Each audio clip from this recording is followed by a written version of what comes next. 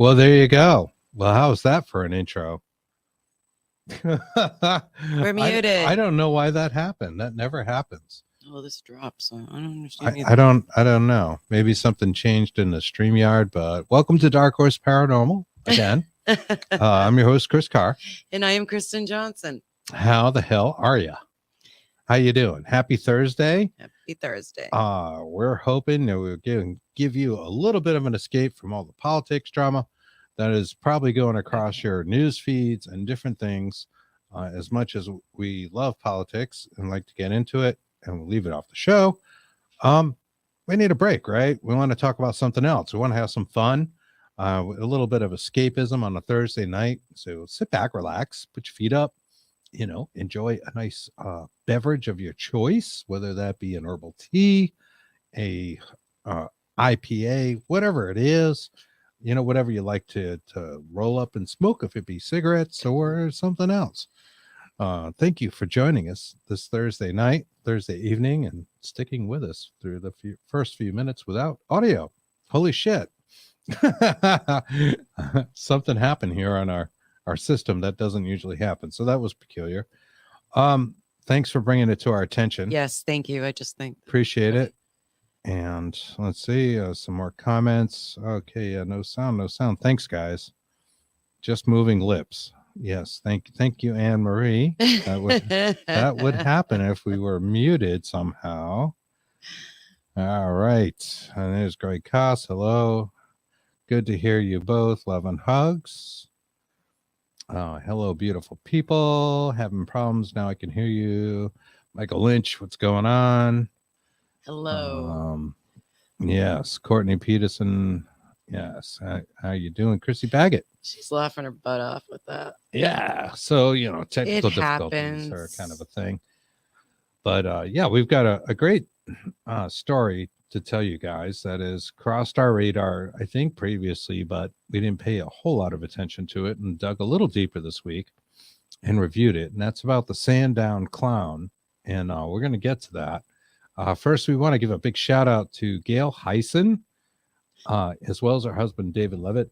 You guys are awesome. Gail had us on her show, A Small, Medium, at Large, this week, in interviewing us. And it was so wonderful to be on the other side of the table, if you will, and be interviewed. And we were able to condense, a lot of the jibber jab that we talk about on this show, and our thoughts on the paranormal and the unknown and the mysterious, all that stuff that we love to talk about. The mysterious, the unknown, and the paranormal, and get it out there in kind of one interview. And we put links to it on our Facebook pages. Please, go and check her out, give her a sub. Her show's amazing. I mean, we're in the company of some truly amazing people like Stanley Krippner, Russell Targ, and it was a true honor to be on our show. And we're grateful and thankful, and we just love Gail. She's the shit. Her and Michael Lincoln, they're like they're like the best couple ever. They are amazing. They really are. They are amazing people at heart, and just she's such a free spirit, and David is so really grounded, and they're just so cool, and very funny, and super knowledgeable. So do check that out. Small, Medium, at Large. The links again are on our Facebook pages. Go check it out. We want to give a shout out to our networks that support us. Real quick, the Paranormal United Network. Thank you, everybody there. Courtney is in our chats, and everybody involved. Like, there's Para-Unity defined, that we have never seen really anywhere. Fantastic people. I know there's a paranormal convention coming up next year, 2023. It's going to be in New Orleans. I know Stephen Woodward was asking if we'd be there. We can't promise, but we would love to be. Perhaps we'll work that out. It's a little early for us to figure out that kind of stuff. We don't know what we're doing tomorrow morning, but we would like to get it down. Barbara Woodbury Spears says she watched us on Gail. Thank you so much. What did you think? Gail's great, right? Like, it was so much fun doing that interview. Gail's been a guest on our show, and sometimes she's in our chats, and she's just an awesome person. super psychic, really, really interesting person there. And yeah, we would love to get to that Paracon for the Pun Network. Also want to give a shout out to our network that takes our Saturday shows, Bigfoot and the Punny, turns them into an audio podcast for your listening pleasure. If you're a podcasting person, a podcaster, I think we say out here in New England. And that would be Paranormal UK Radio Network. Thank you, Mark, Irene, Andy Mercer, who's joined our show and panels, and we're going to have on as a guest, I believe, next month. Maybe this month, actually. We're already in November. Yeah. Holy shit, right? Where did that come from? Yeah.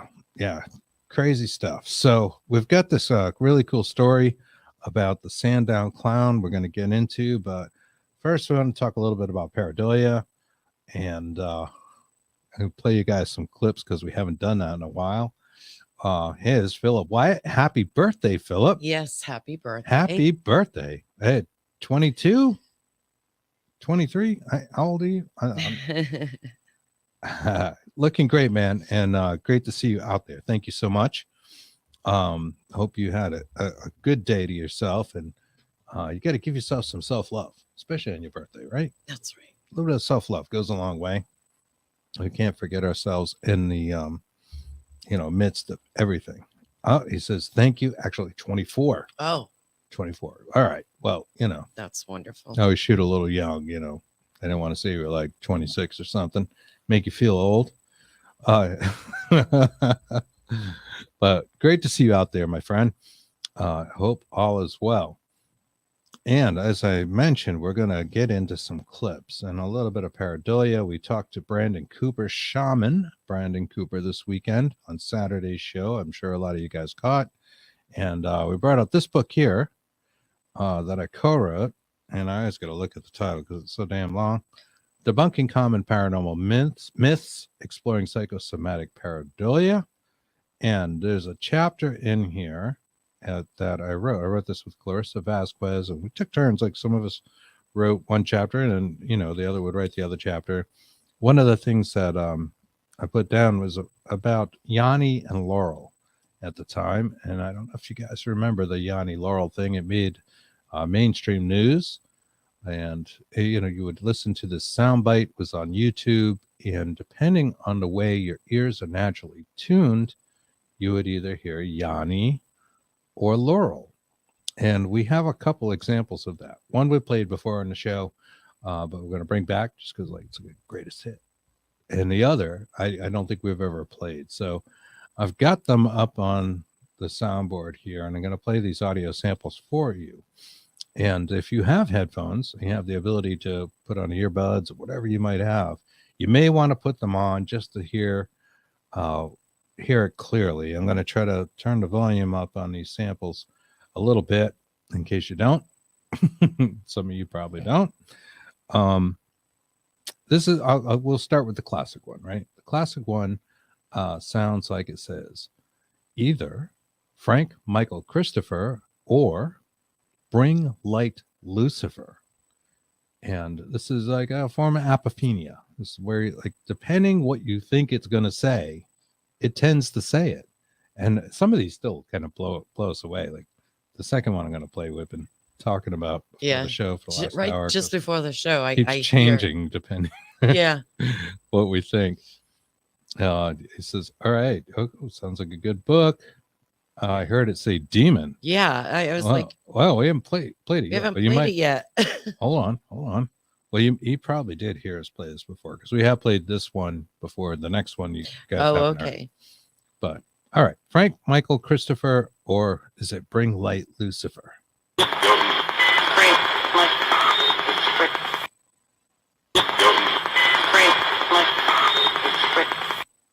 This is a clip from a Spirit Box session that we did, I don't know, a few years ago. That just, happened to come across, and I think we thought it's like one thing, and then like we went back and listened to it, like, oh my God, it's something else completely different. So what do you guys hear? I'm gonna play it one more time.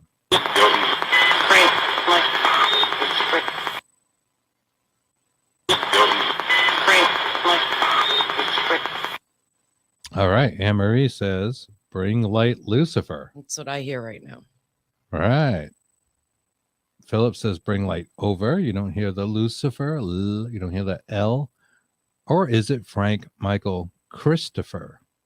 Barbara says Lucifer. Well, yeah, it's catchy, like to say, oh my gosh, what is this? But there are times where I've heard this where I hear it opposite, like what Chris said. Frank Michael Christopher. And that's right. I can even hear the K in the Christopher, right? The L becomes a K somehow, or C. It's weird.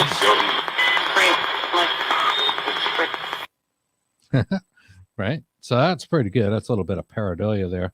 It could be either thing. We don't really know what was coming across. It's radio.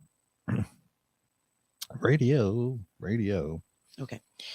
So we got another clip. Yeah, this was recent that we picked This up. one's more recent. It's from a residential case that we did. And we didn't even pick up on it the first time. We went back and revisited that data, and it was, oh, look at that. And we were kind of debating, like, I know it said Kristen, and you hear your name. I was saying to you, and you said, I heard thank you. And I thought, well, that's really weird. Like, they don't even sound alike. And that brings back the Yanni Laurel type thing that I wrote about in that book, because she heard something completely different than me. So it wasn't really different. What had happened was we were playing it, and he said, what do you think that says? And I said, I think it says, what was it? Thank you, Kristen. He goes, no, I hear Kristen, thank you. And I'm like, what? And we played this over and over again. I'm like, I don't hear what you're hearing. Right. But I got to tell the audience it's chopped. We're only hearing a thank you, or it's either thank you or Kristen. Okay. It's not a full sentence. And yeah, it's the same word. And what I'm going to do, because we figured out that, is part of this Yanni Laurel thing, which has to do with the way our ears are tuned. If you're a guy, you're going to hear things a little differently than a female hears them. That's the science behind it. That was the science behind Yanni Laurel. Right. And what I did is, and I'm going to play the clip. I'm going to play it as the word or words was on the recording. And then I slowed it down and dropped the pitch. I literally just slowed it so the pitch would go like lower. And then I was able to hear thank you. So we were debating. I'm like, it said your name. And she's like, no, it didn't say my name. It said thank you. And we were going back and forth. And then I was like, well, that's just too weird. And I slowed it down. And that's what this is. So let me play that for you.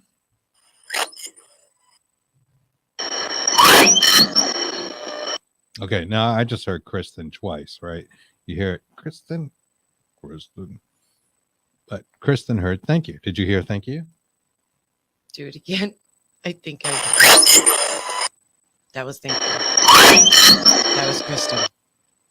No, you hear it different depending on whether it's frequency. Slowed down. It's the same word. It's the same recording, but again, I just slowed it down, dropping the pitch. Mm-hmm. All right. Dr. Michael Lynch says, play it backwards. I know. We do that sometimes. We do. We do. We use Audacity, which is a free program that's out there. And it's a wonderful, really robust audio program. And it allows you to take some sound samples and then flip them and play them backwards. And we've had stuff come back that made more sense backwards than it did forwards. So, yes, we did that. Greg Koss said, I didn't hear the third syllable to Christopher. Okay, right. I count syllables too, Greg. I understand where you're coming from. Going back to the other clip. Philip says, when we write, we send clients EVP evidence, we tell them what we think it says until after they write it down and send us what they think it says. Right. We number the EVPs. Right. Yeah, we don't want to tell people usually what it says. We ask first. But if you tell somebody it says something, that is what they're more inclined to hear. Exactly. Right. And this is pareidolia. This is our brain's way of trying to make sense of what our sensory inputs give us. Mm-hmm. Right. It could be, vision, you're looking at that picture and you see a face in the window, you're looking at the clouds, you see a unicorn, right? It was Anne Marie has like some really cool sky pictures, and sometimes the clouds do do look like shit, no question. They look like stuff. Yeah, my brains put it together. So they do. Carol says, I hear thank you, Kristen. All right, so you're here, thank you, Kristen. It's the same word played twice, except the second time the pitch is lower.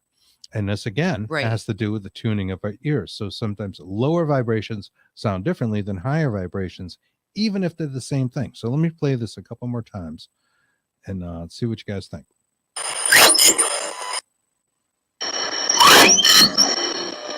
I hear thank you, Kristen.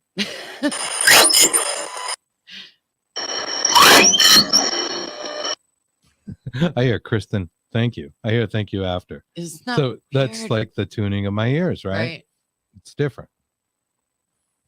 Michael Lynch says there are two entities, one male, one female. Ooh. Philip says exactly. All right, one more time, guys, and then we'll move on to something else. Try to listen close. Do you hear thank you, Kristen? Do you hear Kristen, thank you? Do you hear Kristen, Kristen? Do you hear thank you, thank you? It's the same clip, just slow down.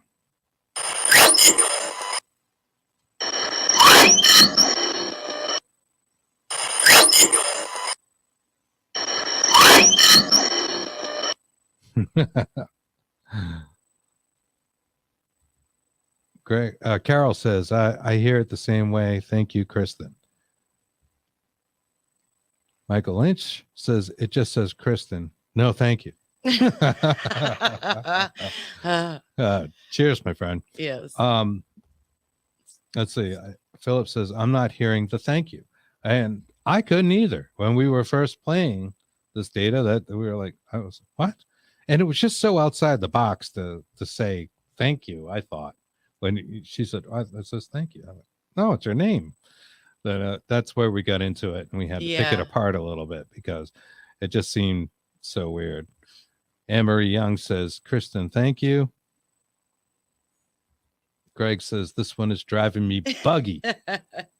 Us too, Greg. Us too. We had a big thing blow out about that. I'm like, no, but we were excited because before the show, it was totally opposite again.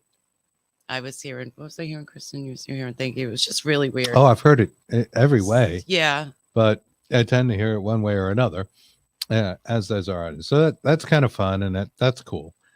In that same residential data, without giving away any details, information. Philip says, but could be two different spirits responding. No, it's the same clip. I just simply slowed it down the second time. Yeah. So it slowed down, and by slowing it down, the pitch dropped, and your ear tuning hears it a little differently. That's all that is. Same word, one last time. Yeah, it's same.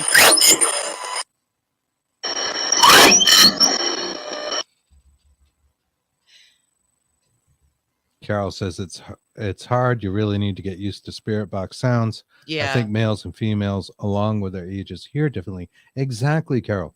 That is the point we're making. We are built slightly differently. Number one. Number two, age does play a factor.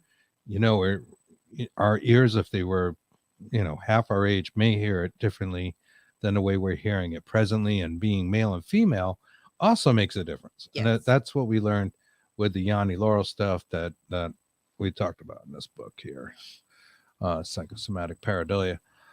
So yeah, and says, and ringing in my ears doesn't help. Well, stop going to loud concerts, raves and stuff, Yeah, raving all night, dude. I know it's your birthday and shit, but Anne-Marie says here, two different vibrations.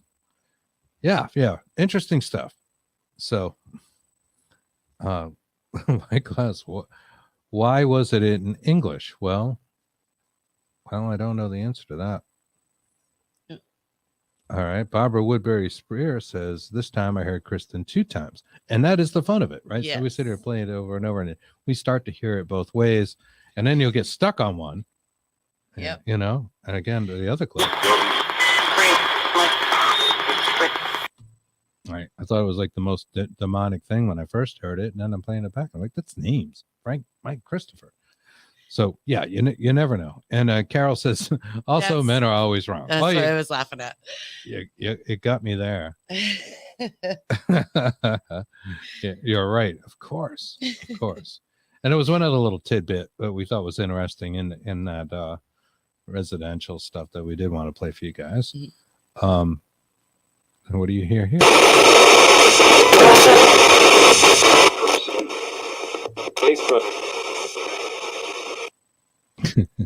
That one's a little quieter, so I'm going to turn it up just a tad. And let's see. Philip says Zach Baggins hears "I'm a demon, get out." And Dr. Michael Lynch is laughing. Yeah, absolutely. This, we think, let us know what you think, but we think says calling Kristen Bigfoot. Weird conglomeration of words considering who we are and what we do.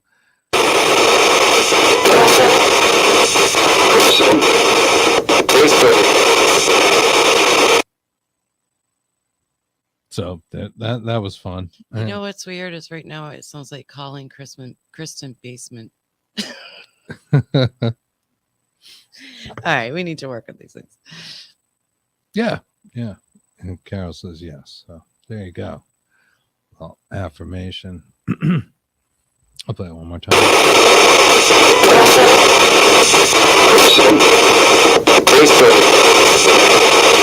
Damn it. Can't get it out of my head now. So we wanted to talk about the Sandown Clown because this is a particularly interesting story that kind of, works along with a lot of the things we talk about on the show, where we think, aliens, the fairy folk, and paranormal experiences, ghosts, are things that are maybe more than ghosts, may have more in common than we typically think. The human mind has a tendency to pigeonhole everything. We want to put everything in its own little box. Yeah. But then sometimes there's a story out there that kind of blows that up, and says, no, it doesn't fit in one box. It could be any of these things and tends to tie them together. The story was published, I believe, in 1979, 78. I'll check real quick, but it was published in a sort of, I don't want to say fanzine. I don't know if you guys remember the fanzines from the 80s, but this was a magazine, like a self-published magazine pamphlet type thing that was put out by Bufora. And Bufora is the British UFO Research Association, which was founded in 1964 to investigate UFO reports around the British Isles. According to their website, Bufora is a non-cultist and scientifically evaluative organization. And until 2005, they published the Bufora Journal, where they published a story about Sam, the Sandown Clown, which appeared in the January-February 1978 issue. However, the story itself took place a bit earlier.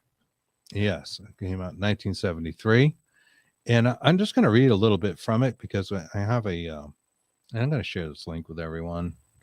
I've got a PDF copy that Bufora themselves put out, so it's perfectly fine to put this out there. You guys can refer to it and see what we're talking about. It's pretty neat. I think, obviously it was published like on small printing press kind of thing and distributed, back in my day, kind of before the internet. Way back in our day. Way back. Carol says, I'm terrified of clowns. Okay, well, before we get started with that. Philip Wyatt said that too. Great, because this afternoon, I was thinking about putting this out, and we had talked about it. I was watching kids playing out in front of my house in the street, and this little kid, these kids, it's like 3 kids, and they're like, I don't know, maybe 10 years old. And one of them comes running with like a little stuffed clown that is maybe something you would win in a carnival. I think he found it in the street at the trash or someone's yard or something like that. And he comes down, he's showing the little girl that lives downstairs. And he's like, look, I found this clown. I found this clown. And his friend says, oh, get the holy water. I'm like, whoa, where did that come from? Right. Yeah. So clowns have this kind of, what did they watch? I don't know, sort of the good side, happy clown, but there's also the sort of nefarious thing I think that we're all thinking. I know when I was growing up, like there was urban legends about clowns driving around in black vans, abducting children. Have you guys heard about this? Did you hear these stories? As you know, and I talk about in the interview on a small medium at large, I had clowns as a focal point to my childhood haunting. I had clowns, these stiff clowns. They had wire bodies covered in cloth and balsa wood heads. And to my recollection, and I'm not saying this is real, but to my recollection, and it's very vivid, they were trying to murder my parents. And that was part of my childhood haunting. We both had haunted childhoods. And again, small, medium, at large, check out that link, watch the interview if you haven't heard that story. No, the thing is with that, I don't understand how you could be not terrified of clowns and how you pursued the paranormal after that. And why I don't have clownophobia, yes. Whatever they call that. There is another word for that, but we can call it clownophobia. I kind of like that. Clownophobia. I don't know. And you just ran with it. That was me. I'd be like killing it myself and like burying it 20 miles down the road. They're vivid, they're scary, but as I've explained to you, and I didn't mention this in the interview, what I remember was that I defeated the large clown and I killed it and buried it next door. I have this crazy memory of like going and getting a shovel out of the garage and digging a hole and burying the clown. And at least to my credit, the clowns that I had, there were two, a large one and one that I could hold in my hands. The large one was a little taller than I was, if I recall that correctly. The other one kind of was in the middle and used to tell me about the nefarious plans of the big one. And I do remember images of the thing like running, like moving, running out of my room and like the door closing and, screams of my parents. And I'm thinking they're dead and it would come back. And then the little one would tell me, no, he didn't get it done tonight, but he plans to do it 3 days from now. Stuff like that. But Michael Lynch was nice enough to bring the definition up of what the word is. Yeah. And you're right, Michael. That is the word. Coulrophobia. Coulrophobia is a phobia of clowns. And I don't have that. I don't. People can be scared of all kinds of things. I used to be really good buddies with this guy, and his girlfriend was scared of short people and dwarf type people and would attack them, which was really an awkward place to be in public. The clown and poltergeist was enough for me. Yes, it's a little bit like that, except this all happened, I hate to say this because it dates me, long before that movie came out. So anyways, Sundown Clown caught our eye. And this, again, is a pretty interesting story. And I'm going to read basically from the Before article. Not the After. Because I think this is where I would like to show a picture. So let me do that. Yeah. Because there is there's the same picture that came with the article. It's out there. Let me show you guys. It was in our ad for the show tonight. One moment. I think it's worthy. So the Bufora, that's the it's not Buffon, it's Bufora, and that's right. Magazine, right? Mm-hmm. Okay. All right, you can see him there, and you see he's got a microphone, and I'm going to explain why. And very interesting. See the bare feet, 3 toes, hands of 3 fingers, 3 fingers on the hands. Pretty curious picture all around. It is. It is. All right. And this is based on the description of children who were 7 at the time. And I'm sharing that. Hi, Debbie. Again, before it is the British UFO Research Association. You can still check out their website. They maintain it. It's still up to date. I'll put that out in the chats. Philip asks, is he a tulpa like Slender Man? And that's a very good question. Well, I'll let you decide after I tell you the story. So I'm going to read from that journal because it's not terribly long.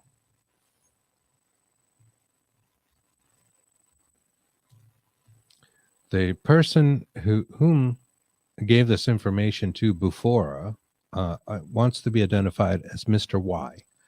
This is to protect the identity of his daughter at the time. And when did we say this? Was 78 they put this out? 78 they put it out. Right, but the story is from 73. 1973. Okay, we're going in the Wayback Machine. Now, the father of the daughter that had the experience, who was the daughter and the daughter's friend, had his own UFO experiences right in the same time frame prior to them having this experience, which is a great point and something we want to get out because I think it's all related. Yes, most definitely. Well, he goes by Mr. Y, and I requested that name to be anonymous because of his daughter's involvement.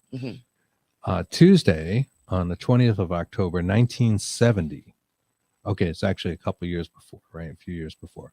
Around 7 p.m., Mr. Y was driving from Shanklin. Now, this all takes place in England, so some of these towns and cities are not going to sound that familiar. In fact, the experience that the children have is on the Isle of Wight, which, I'm sure you've heard of. If you're not from that area, it's still pretty famous.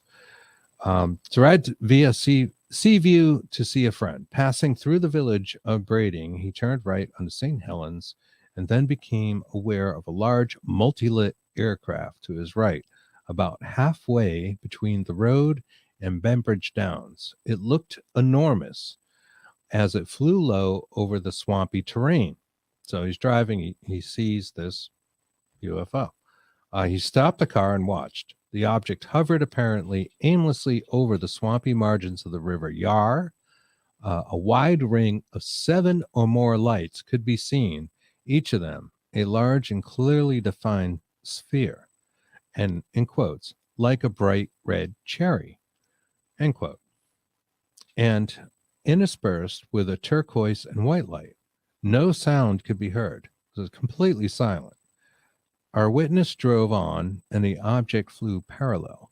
Once outside St. Helens, it cut across about 300 yards behind him and dropped slowly, meandering, above the distant hedges, now appearing smaller with the number of red lights reduced to 4, which seemed to rotate slowly. Mr. Y stopped, and this time used his torch, which would be a flashlight here in the UK, to signal for some 10 minutes, during which time the object weaved backwards and forwards without settling. He then continued on to his appointment. When he reached his destination, the red lights were still there, and he left his own rear lights on to face the object. Coming out of the house, his friend could also see the thing playing a sort of hide and seek between the treetops. As he continued on to ride a town, the lights were lost to view, and our witness saw them no more. On several subsequent occasions, he noticed single balls of red light in the night sky that would hang stationary or follow him along as though checking his movements. Now, that's interesting. So he sees the UFO. Right. And then after the time, on several occasions, he sees red orbs following him. Yes. And we've heard this story. Yes. Right. A lot of experiencers here in 2022 talk about this sort of thing. Like they go outside their house and they say, oh, there it is. There's an orb following me. They're taking pictures. We've had guests on the show that talked about exactly the same experience going back to 1970, between 1970 and 73. Right. He felt like they were still around. So this was 1970. Yeah. The daughters, Well, incident didn't happen until 1973. So we should have said this was 19, right. And in 1972, he had a more frightening incident occur. And this part of the article is called Yellow Eyes. Oh, don't I have to say one word in here? Because you couldn't say it before. Anonymity. No. Yeah. It was between 9 and 10 p.m., and Mr. Y was perched on the cliffside at Compton Bay, having been driven there by an unexpected tidal surge seemingly caused, in part at least, by some form of droning underwater craft. Now we're talking about USOs. That's right. Unidentified submerged objects. Right. Right. And this is a common talking point in modern day ufology. From his vantage point, he observed 2 points of light, yellow and, quote, peering up at me like the eyes of some horrible sea monster, end quote. He guessed that the eyes were not much more than 40 feet away and were just below the surface of the sea, like a sort of periscope. They disappeared, and as the tide gradually subsided, Mr. Y was able to get back to his car and drive home. At no time did he tell his young daughter anything that he had experienced, but at the beginning of May 1973, when she was 7 years old, she claimed to have a very weird encounter. So I just want to stop there. I just want to see if there's anything out here in the audience. Are you getting this? Like, the guy is seeing some things. Oh, Nathaniel Gillis says, is it open lines? Well, not tonight. Nathaniel, it's not open lines, but this is definitely a story that I think you could comment on, because this is your field. This is your thing. Mm-hmm. Let me send you something. If you'd like to come on it and share your experience and the similarities in this story between 1970 and 1973 and modern day ufology as we know it, I think the parallels are just amazing. So I'm going to send you a link. And feel free to jump on, join in, and comment. I'll continue on with the story. Greg had asked this, is this 67, 68? No, it's started in 1970. He started seeing it. He felt pursued by the orbs. This goes on for a length of time. And in 1972, I believe it was, he sees these eyes underwater, just like a sea monster, but glowing yellow. No, he said he's seen a few of these up in Michigan back in the day, crazy in the snow. He said this was 67, 68 is when he saw them. Okay, I apologize. There's a whole bunch of comments up here and things. I didn't see that part. Yes. So let me get back to the British UFO Research Association article. Okay. Sandown Spaceman or Golf Links Ghost. The daughter's name is Faye. Faye, or so we shall call her, oddly enough, Faye, was near Lake Common, Sandown, Lake Common in Sandown, England. This on the Isle of Wight. On a Tuesday afternoon about 4 o'clock with a boy about her own age, when they both heard a weird wailing sound, not unlike an ambulance siren. They followed it across the golf links and through a hedge leading up to the swampy meadow adjacent to a little-used Sandown Airport, and the noise ceased. Now this is where it gets good. As they were crossing a wooden footbridge over a narrow brook, a blue-gloved hand appeared from under the bridge, and a strange figure emerged. This immediately made me think of It. Yes. Like the It clown, right? It's coming out from like this footbridge. You see this blue hand, like the It clown in the sewers or something. The figure fumbled with a book and dropped it in the water, then splashed about to retrieve it. The two then watched the figure enter a metallic hut, similar to those used on building sites, except that it had no windows. It moved along with a strange hopping motion with knees raised high.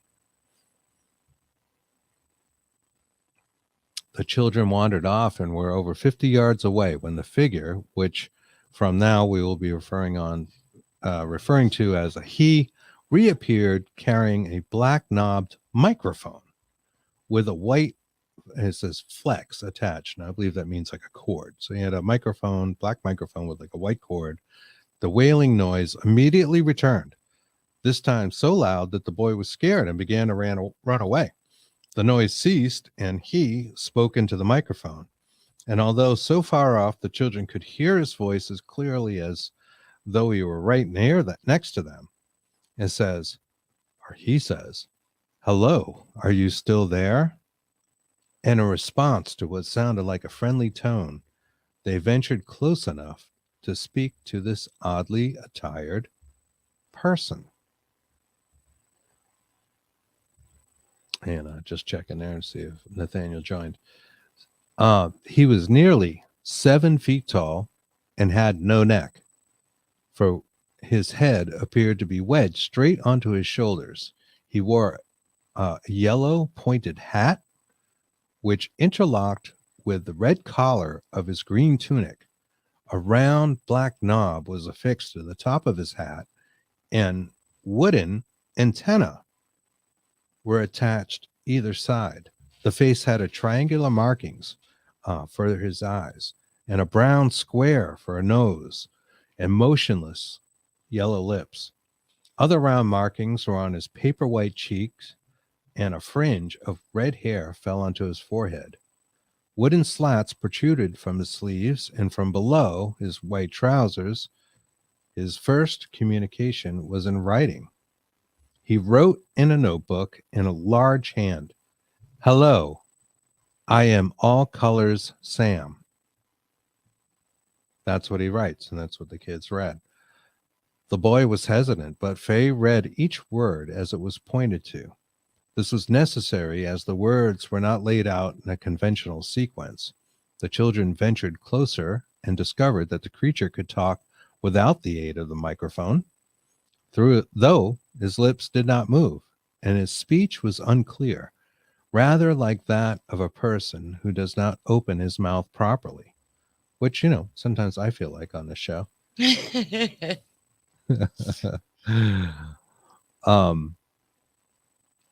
He asked the children about themselves, so they ventured to ask questions too.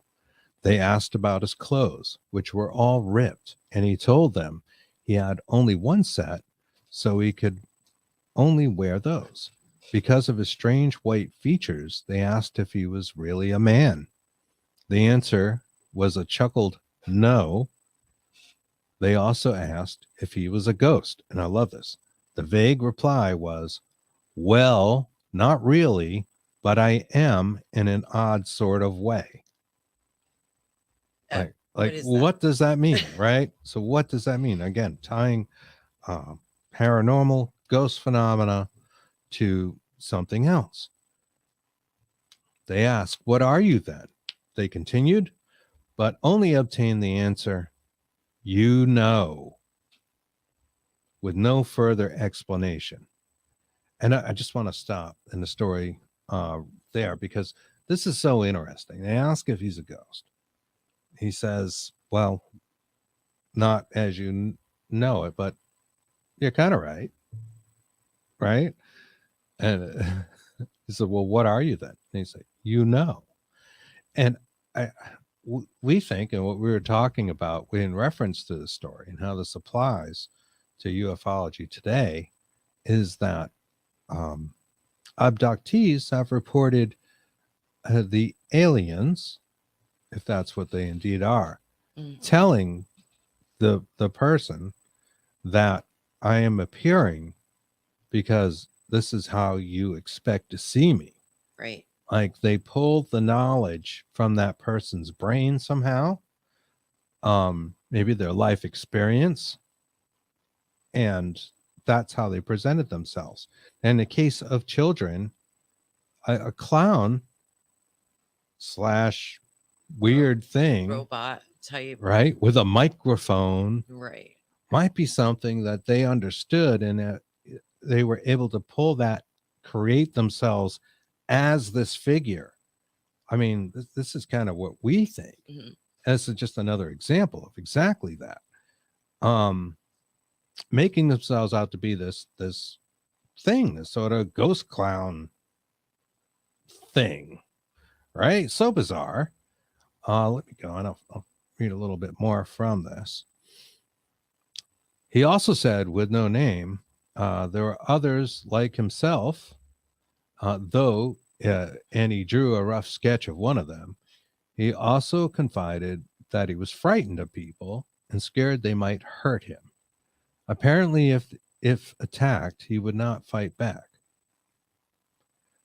At his invitation, the children crawled through a flap in his hut, which contained 2 different levels. The lower had plenty of headroom and was wallpapered in blue-green and covered with a pattern of dials, like different dials on the wall, blue-green everywhere.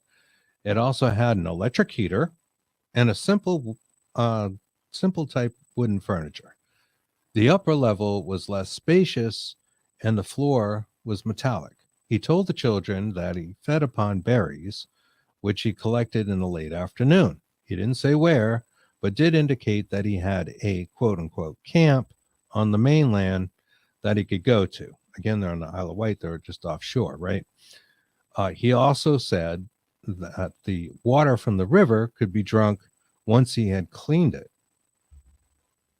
So he mentions to kids that are 7 that, he drinks water and eats berries, like a deer, or I don't know exactly. Does a deer clean its own water when it drinks? It does, but people would, right? They would have to. Right. There would be contaminants in the river. Right. Like hunters, they have those like straws and different things. They can go and they can drink the water and it filters it out. My question was, what deers don't do that? Oh, they're deer. They got deer. They got deer stomachs. They can drink that. They can drink that and more. The deers drink beer. That's what I want to know. I don't know. It's a good question. Once inside the hut, he removed his hat to reveal round white ears and sparse brown hair. Before eating a berry, he performed an odd, quote, conjuring trick and placed the berry in his ear, thrust his head forward, and caused the berry to disappear and reappear at one of his odd eyes. Repeating the process, the berry traveled to his mouth. Now, in this article, it mentions a possible explanation could be that he was wearing some kind of protective mask and analyzing the berry to make sure it wasn't poisonous. Well, yeah, maybe. The children talked to the strange being for half an hour or more, and then after saying goodbye, they rushed across the golf course, to tell the first man that they met that they'd seen a ghost. He merely laughed, but the children were convinced of their experience and that the being was either a ghost or someone dressed up. Faye told her father of the experience some 3 weeks later on June 2nd of 1973. At first, he found the story quite unbelievable, but was amazed at the detailed account and Faye's certainty to its truth. She was quite upset when he suggested that she'd made it up or invented it, which would have been a thing to say to your kids, still would be, but especially back then. However, Mr. Y had his own experiences, so he had to roll that around his noggin a little bit. Mm-hmm. Mr. Y saw the boy, but found him not easy to communicate with, though he did get a statement from him verifying that he had seen it too. Apart from make-believe and other possibilities considered included a shared hallucination. A shared hallucination as part of maybe why this happened, or a deliberate hoax by someone. But there was such an extraordinary amount of detail, which included the further point that the creature clearly had only 3 fingers on each blue-gloved hand and 3 toes on his bare white feet. Now, the hand I get, like you could put on a glove, right? And you could make it look like you had 3 fingers or something and just have rubber hands. But the bare feet, that one's tricky. that makes it seem like less like a hoax if you take them at the word, right? And indeed, why go through all that trouble? Mr. Y tells me that although bizarre certain elements of the story rang true to him, he also took account of the possibility of some connection to his own previous experiences. Summing up, he says, and quote, I get the impression that Faye was somehow taken into a bubble of alien reality created by this strange personage. He told him that he had just made the hut. Also, Faye told me that while they were talking about this ghost, two workmen were nearby repairing a post, like a fence. They paid no attention to the weird charade, as though they could not see it. And that's the Sandown Clown. I think this is fascinating. There's so many things in this that just reek of alien abduction experiences, in the present. What do you guys think? What are your thoughts? Do you hear things in here that sound like the stories you hear here on Dark Horse Paranormal? I mean, look at that thing. And it does appear to be created out of imagination, but seems to want to look like an alien.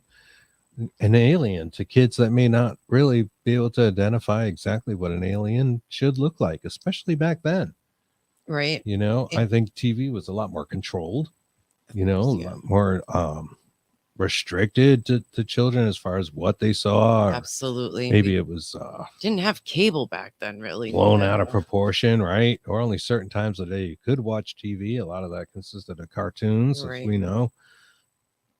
They come up with this. This is how it presents themselves.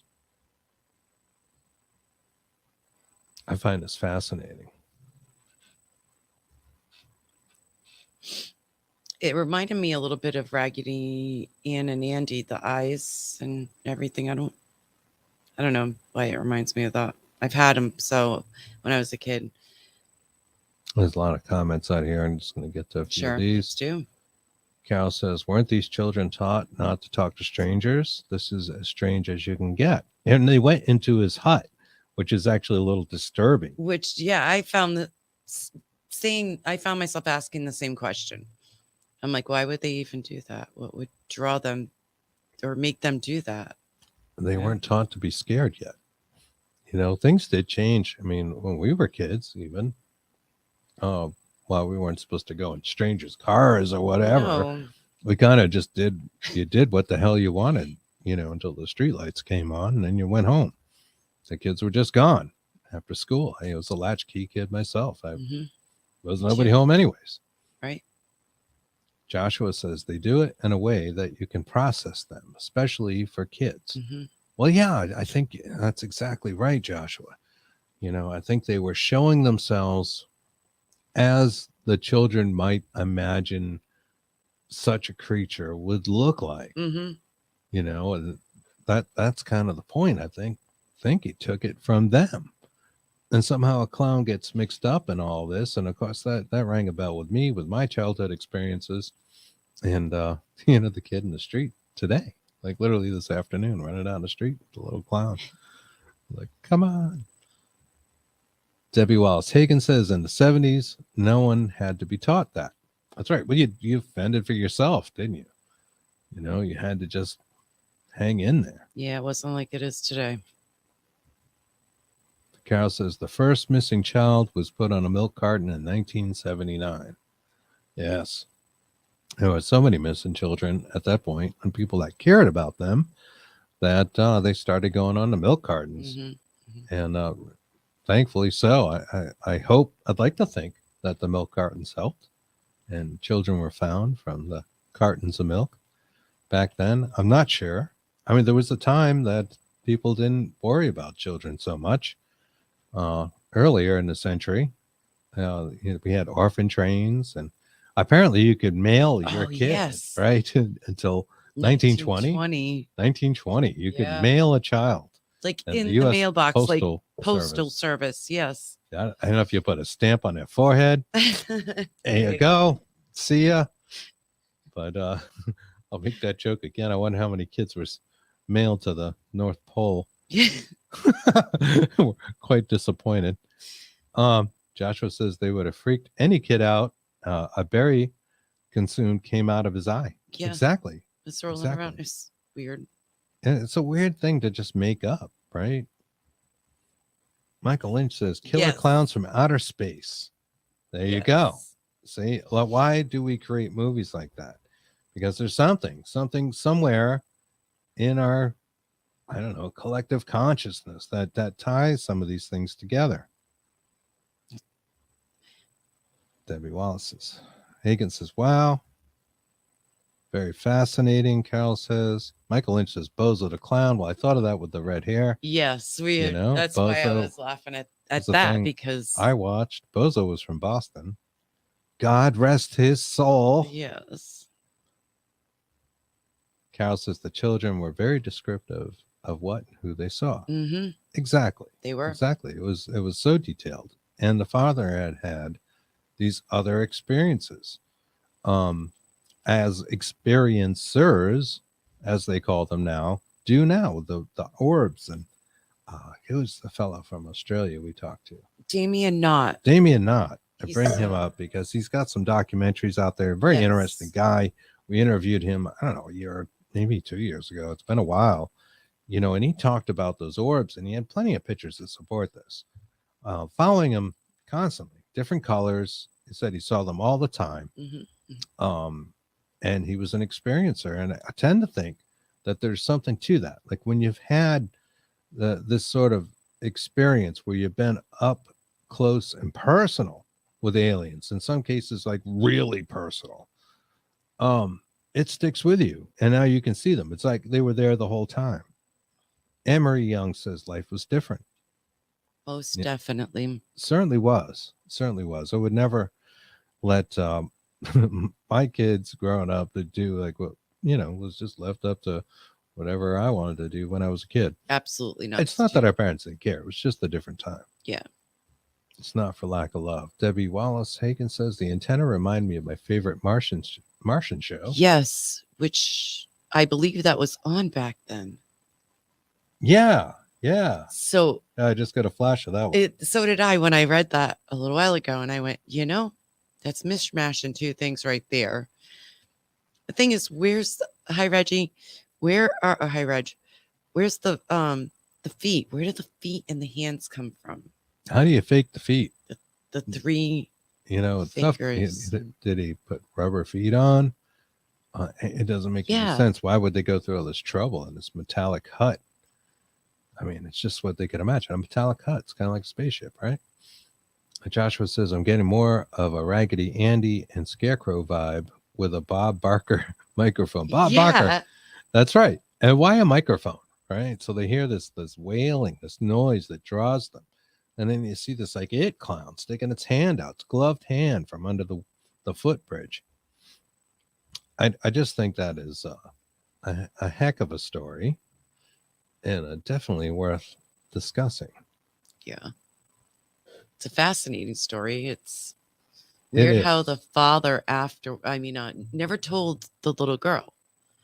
So, about his experiences years before. Carl says, why the microphone? It makes some sense to these kids how, this what seems like an alien may be able to call them through this wailing, and the wailing itself kind of reminds us of the fairy and the fae, because that holds credence to this day, especially in Ireland, but in England, I mean, people first started talking about fairy folk back in the 13th century. There's a huge history of fairy people and people that believed in them.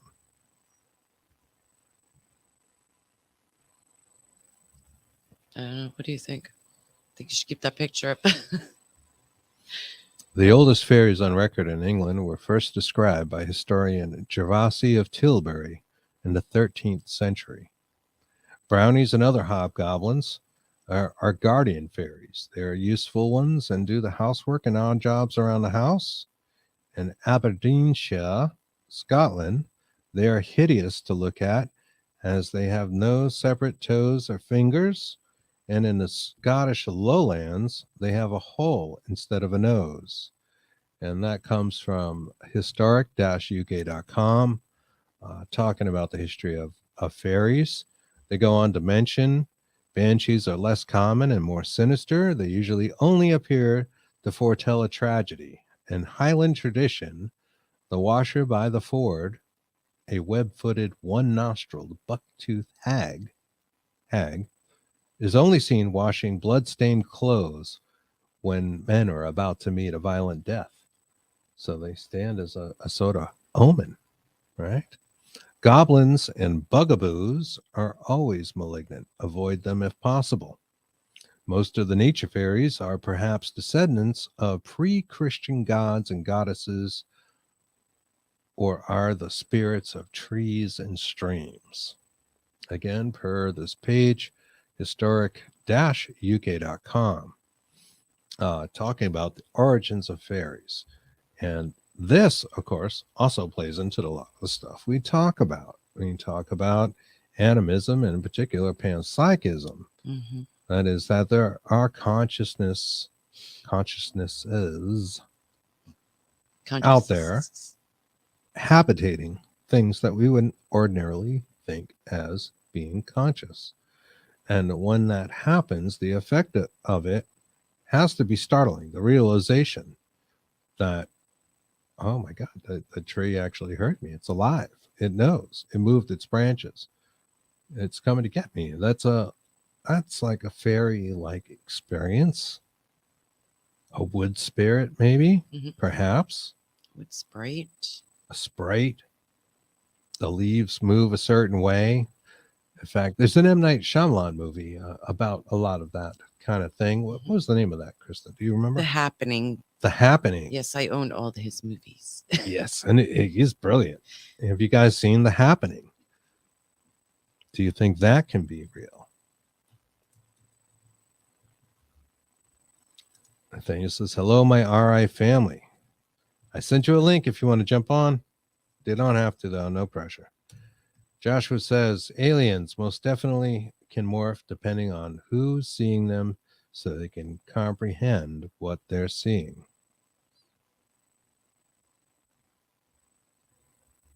And says, I've seen many Tinkerbell-like fairies in Florida, in Georgia, I swear. All right. Well, a lot of people swear that is the thing they see. Roads, I don't know if it's quite present day, but I know up until at least the 1950s in Ireland, if they thought there was a fairy mound in the way of creating a road, they would go around it. They would just circle right around just this mound of earth.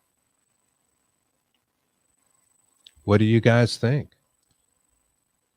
What are your thoughts on the Sandown Clown? Was it an alien? Was it a fairy? Is it some sort of weird cryptid, or simply a children's imagination?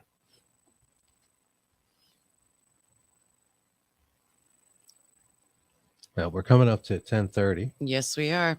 And that's the story of the Sandown Clown. I think we're going to wrap things up for tonight. I'm going to go pig out and eat while we watch a movie. Yes, I think it's going to be movie night in the Carr household. Yes. We love you guys. Yes. Thank you so much for joining us. Thank you. This has been the Dark Horse Paranormal Podcast. We'll be back on Saturday with Bigfoot and a Bunny. Thank you so much. Bye, guys. Thank you for joining us. Have a great night.